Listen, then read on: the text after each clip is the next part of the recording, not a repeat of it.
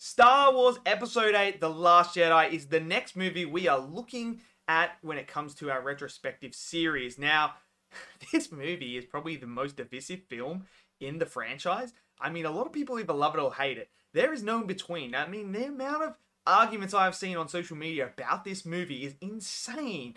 No one can agree. Everyone hates it. Everyone loves it.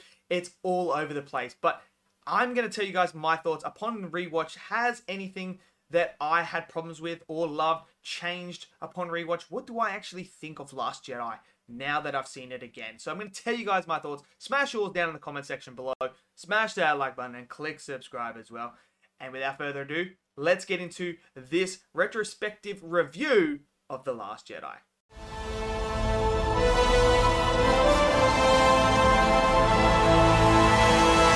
So, The Last Jedi, the second movie in the sequel franchise, is interesting. It's very interesting.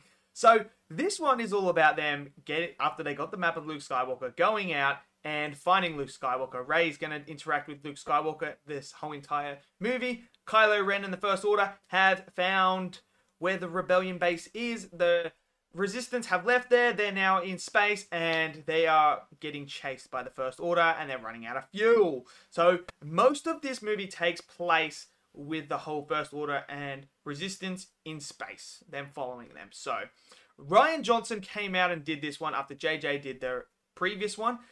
And look, I'll just say it. I like Rian Johnson. I really do. I love his movies like Knives Out, Knives Out 2, what else? Looper. Like, he has done some of my favorite movies that I love. He is a freaking phenomenal filmmaker. Brilliant. Absolutely brilliant. But when it comes to Last Jedi, I just don't think he got it right. I really don't. And upon rewatch, I have issues with this film, and I previously did, and this only solidified them for me. This is a movie that I just think Disney just had no idea what they were doing. This is what happens when you don't have structure and a plan set for your sequel trilogy and you're just reactionary. And we're going to see that with the next one, with Rise of Skywalker, that reacts to the divisiveness of this film. That's what I mean. These next three movies that we are talking about, the sequel trilogy, have no plan and no direction. And it starts here. So you start off with this Force Awakens, which I thought was a decent start. You know, copy and paste pretty much like A New Hope. Yes, I get that. So you come into here, and now you have a chance to build upon that.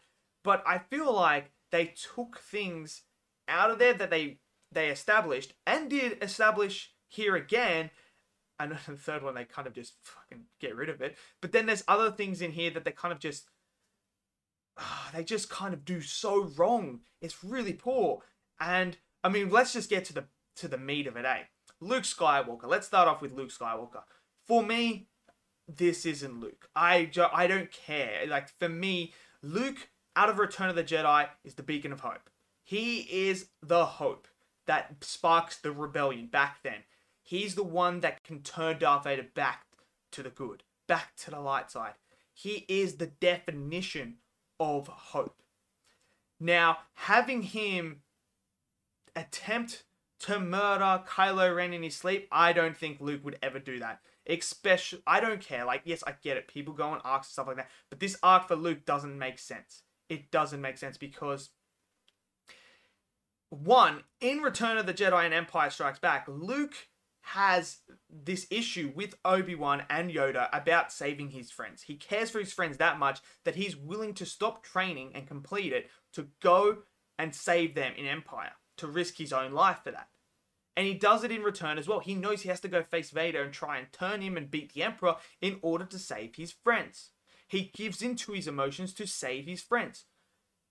So you're telling me that Luke Skywalker, instead of trying to find the good and help Kylo get through the darkness that he is facing, be there for him, bring him through that, he turns to trying to murder him, or attempting, and then going, oh, well, I better not do this, and Kylo gets the wrong idea, pushes him towards the dark side, and then he goes into hiding, leaving Han, Chewie, and Leia to fend for themselves against the First Order.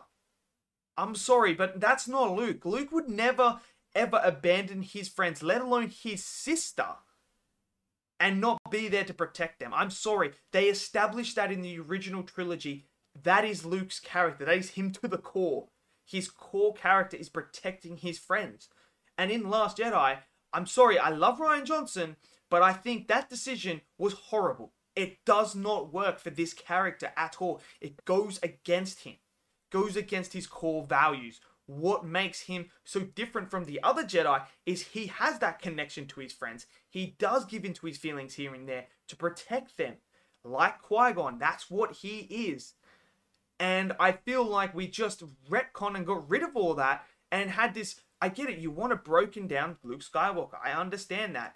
But it does not work for Luke. Luke doesn't work. So, and then when he hears that Han's dead, like, it doesn't really shake him or rattle him or anything and go, shit, I've been away. This is my fault. Like, okay, if you're going to do this, when he hears Han's death, that should kickstart him back in and go, I've been away too long. I've made mistakes. I need to come out and I need to train Rey and I need to come back and protect Leia and Chewie. I need to protect everyone else. This is what I have to do. Like, have that. But they don't. He doesn't even bat an eye. He's like, oh, Han died, okay. And it's like, come on, man. Luke and Han were like this in the original trilogy. Show me some emotion for him. So for the whole Luke character, after rewatching it, it solidified that I 100% agree. It's not Luke. And that is a huge flaw for me. Another thing that is solidified for me as well is the whole idea of Canto Bight. That is just absolutely useless. It is dumb. Why? This just feels like you're putting politics into Star Wars. That's like you're putting the agendas of, we need to save these. This is what these people do. I don't care. This whole Canto Bight scene didn't need to be in here.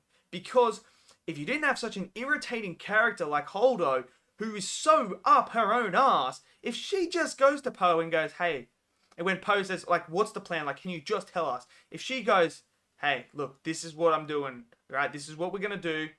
They can't do this and that, so we're going to do all this, and this is how we're going to get free. And then Poe goes, cool, okay, I'm with you 100%. But no, she decides, I'm going to stamp my authority, and I'm going to show you who the fucking boss is. You're going to do what you're told. No one cares. This is a life or death situation. You have a hothead and you're risking the whole rebellion on this. Not telling this one guy who's been there the whole entire time. Who's always been second in charge, basically. It's like, come on. It's so stupid. And by her not telling her, Poe goes and does this plan with Finn and that. And then the Rose and Finn stuff is just absolutely out of the blue. Doesn't make any sense. And we're going to get to that because there's another bit about that relationship that it just doesn't work at all. But they just, I don't know why Ryan did this. I honestly don't. Because then they go down to Canto Bight, and then this happens, and then they tell the fucking First Order gets the idea, oh look, they're doing these little transports, let's kill them now.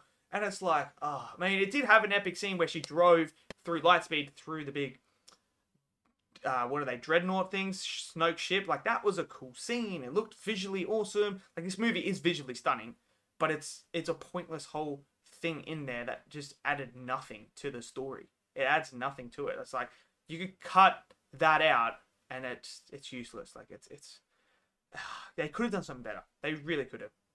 And then another thing with Finn and Rose's relationship sort of thing is Finn is about to sacrifice himself going into this big cannon to save the Resistance. Now, one, Rose is already turned off and gone.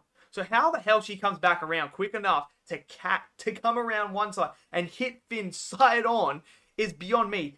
That doesn't make sense. It doesn't work because how is she quicker than Finn? I don't know. Where after she's already turned in that. Because if she's that quick, they could have easily got to the laser a lot quicker. So that doesn't make any sense. And then anyway, she crashes into Finn when Finn's about to sacrifice himself to blow this gun up to save the rebellion, the Resistance. Because without this gun, without this big laser, whatever fucking giant tank thing it is, they can't penetrate this wall. They can't do it. So he's about to sacrifice himself. She saves him and she's like, oh, and he's like, why would you stop me from doing that? She's like, I saved you, dummy. It's like, no, you almost cost them the Resistance here. You cost them the Resistance. Like, come on. Oh, it's so bad. And then she kisses Finn. It's like, oh my God, what the? It doesn't make sense. It does not make sense. Like, ah, man, this movie, I tell you, this movie. Okay, so some other issues I have with this film as well is the way Luke does go out. how he dies, I'm not a fan of that either. Like, that doesn't work for me. Like, he projects himself over. Like, okay, that's cool that he projects himself, but I would have liked if he survived and trained Rey. Because the whole entire time Rey's on that island, Luke does not train her at all. He doesn't really train her. Just says, here are some lessons, but doesn't train her. And that, to me, I just didn't sit right, because I'm like, come on, man. Like, oh, this could have been great if you had Luke training her. Like, this could have been such a great idea. And then, like, having Rey be able to tap into the Force better would work more sense. And I think more people wouldn't call her Mary Sue if she was able to train with Luke. So, but that's just my opinion. I'm not a big fan of the ending either. So, now, something I did like is that throne scene. I loved all the stuff with Snoke, and that they killed Snoke pretty quick. So we had no idea at the time who Snoke is or anything like that. We find out in the next one, and yeah, that's interesting, isn't it? I don't give a shit what Disney say. There is no way in Rise of Skywalker Snoke's origin was ever planned at the start of this. There's no way that was. It's a complete reactionary, 100%. I'm telling you that now. So Snoke dies, Kylo Ren kills him, and then the whole team up between Rey and Kylo against the guards. I really like this scene. I think this is cool. It's awesome. It's got some mad ass saber fights and everything like that. So that was all cool. And then the whole fighting over the lightsaber. Kylo basically doing like the same sort of thing that Anakin did to Padme in the prequels, where he's like, you join me, we can rule the galaxy together. And Rey's like, no, don't go there. So you have that as well. I enjoyed that aspect.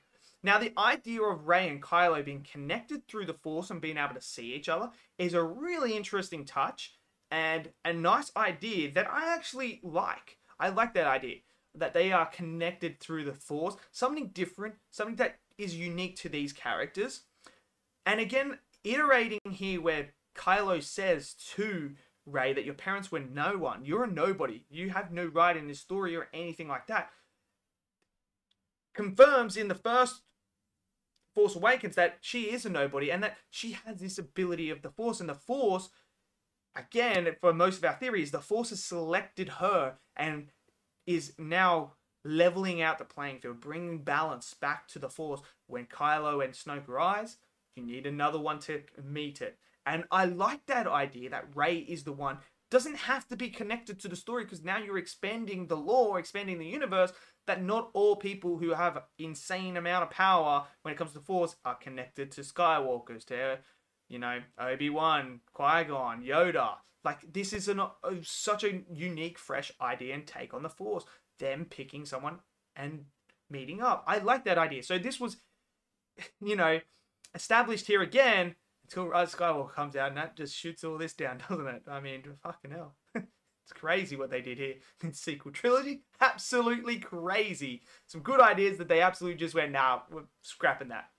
So I like their dynamic. I like the relationship building between Kylo and Rey. It working really well. Kylo's arc himself is... Kylo is my favorite character out of the sequel trilogy. I think his arc is absolutely fantastic. And again, here, it is fantastic. He is growing as a character. We see him trying to manipulate Rey to join him, trying to express what really happened with Luke and how that has shaken him. Now him becoming the supreme leader and him trying to give fully into the dark side. It's all that. I love it. Absolutely love it. It's really, really good. So, look, visually, this is a fantastic movie, but I have a lot of problems with the story. I have a lot of problems with character motives here. I have a lot of problems with certain characters that they did do, the characterizations of them, going against their characters. So I have a lot of problems with this film, and upon rewatch, they are just solidified, and I don't even like this movie even more. This is my least favorite Star Wars movie out of all of them, and probably my least favorite Star Wars property out of everything. And I like Rian Johnson. Don't get it wrong. I absolutely love Rian Johnson. I think he's a fantastic filmmaker. I blame Disney. I blame Lucasfilm. I blame Kathleen Kennedy for not having a plan. And you can see this movie doesn't quite mesh well with the other one. And if I'm not mistaken, this is actually the first movie as well that doesn't have a significant time skip. in between movies. So we have Force Awakens, and this picks up basically directly straight after Force Awakens. So there is no rest time. There is no like, okay, we've had this period, this is what's been going on. No, it's a direct sequel straight after. No time skip. And this is the first one, I believe. So yeah, and I think there's just, yeah, missteps here made by Ryan, unfortunately. But hey, I don't hate the guy. I would love to see him come and do his own trilogy with new characters, fresh take. I would love that because I think he's absolutely phenomenal. I just feel like they set him, JJ, up for failure. They set them up by not having like one person just do the whole trilogy and having a plan, because things that were established in Force Awakens isn't in here, and then things do, and then Rise Skywalker comes out and just retcons all of it again. It's a complete mess. It's an absolute complete mess. And Master Yoda being able to use the Force as a Force Ghost, I don't know how I feel about that either, because then what's stopping the Force Ghost from coming in and striking down Sith with lightning and stuff like that? I just don't get it. And another thing as well, when Kylo does face off with Luke, when Luke projects himself out, how Kylo doesn't pick up that he's got a blue lightsaber, and it's the lightsaber that he literally just broke in half with Rey. Like, he doesn't even register that. Like, I mean, come on. Kylo's a bit smarter than that. I'd like to think that he'd be able to look at it and go, yeah, okay, you have a green lightsaber. Why do you have a blue one there? So that's just, that's just me. This is just my thoughts on it. This one is going to be divisive. Let's not kill each other in the comments, but I want to know your thoughts. Smash it down there. Smash that like button for me. Click subscribe as well. And I'll see you guys next video. Until then, stay safe. Peace out.